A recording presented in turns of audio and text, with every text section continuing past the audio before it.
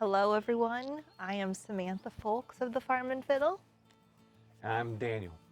Well, we're a very diverse farm, but we like to specialize in French and Italian heirloom vegetables with emphasis on root vegetables and peppers and tomatoes.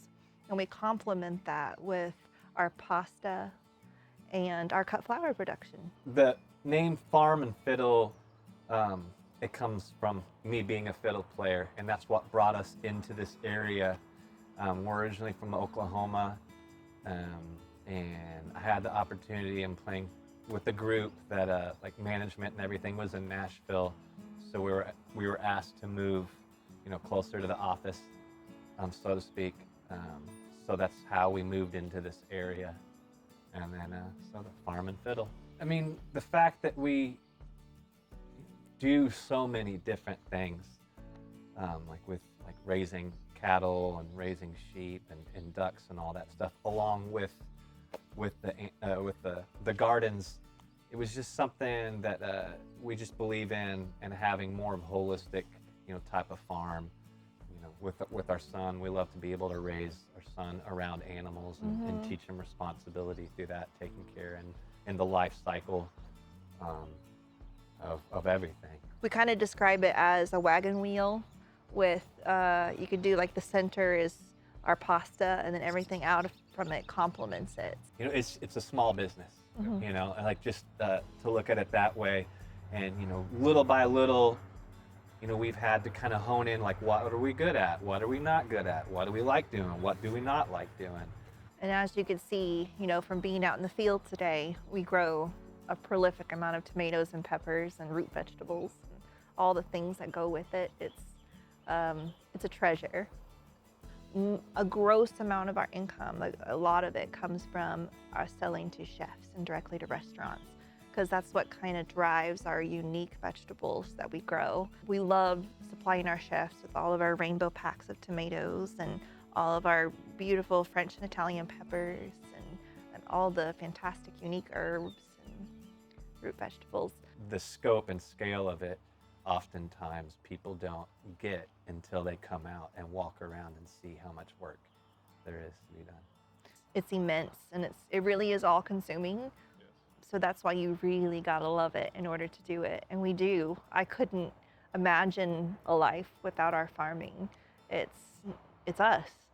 I have so many moments. I have endless moments on the farm that I love constantly thinking about and resharing, and most all of them, of course, are with Daniel, because life is better with a great partner. When we first moved here, we actually got married in our barn. But yeah, we got married on the left-hand side of the barn, and the whole time, my cows and our donkey Ruby at the time, and all the animals were poking their heads in, and it was just the best. And then, of course, the constant collective memories of being able to raise a kid on the farm, the hilarious moments that happens with Mr. Joe Hickory. I'll always remember the very first time, like after we bought this property, nothing was on here but the barn, but walking up the hill to the top of it and sitting down, and that when it sank in, like, wow, this is my land, and this is, this is my art project for the rest of my life. Something that I'm going to constantly be working on, and it's going to feed me. It's going to give back what I give to it. So that when that set in, it was a pretty emotional and big moment for me. I mean, working full time with your spouse, it can teach you a lot about each other. Yeah. Yes, it can. Daniel's a very understanding man. I take the farm sometimes too seriously, because I really just I'm a people pleaser, and I want to make people happy, and I feel like, again, the world needs to know about farming and good food, and he's like, okay, Sam, like, we can do this. And so he's a great support system. What has taught me is a better perspective on time. And what I mean by that is, in our everyday hustle and bustle, like modern lives, I think we have a very um, distorted view on what time is and how much time we have here.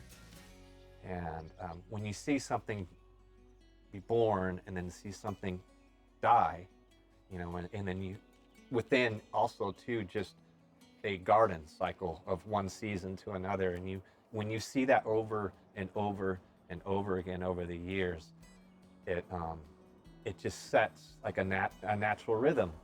It's taught me a little bit better perspective on what's important in life and how to view and experience time, and then learn how to slow down, and then that push to go faster and faster is not a natural thing.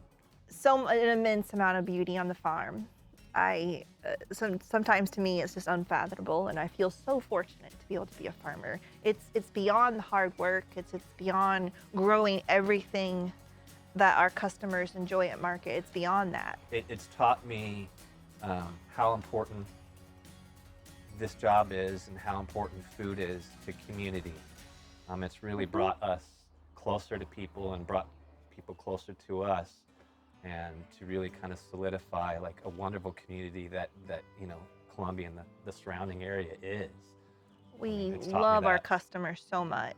Like, we see them as family members a lot of the time, and it makes us so happy to see them every week. We love seeing them every week at the farmers and market. hearing what they cooked, getting to see their families grow up.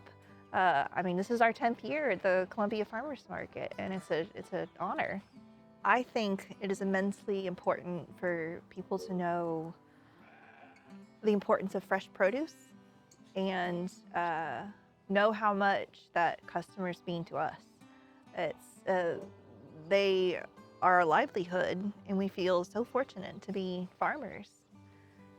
It's an honor.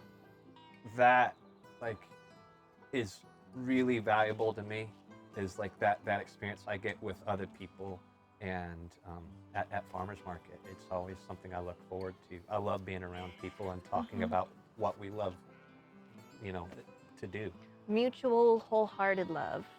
Story about how I got into farming, was directly through her. When I started dating her, I had not done any type of farming before.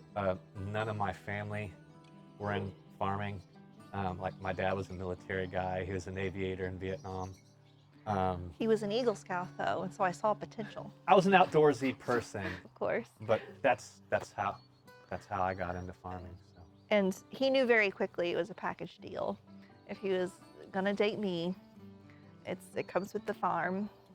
And he stuck around, and we fell in love. How did you get into farming? How did I get into farming? Goodness gracious.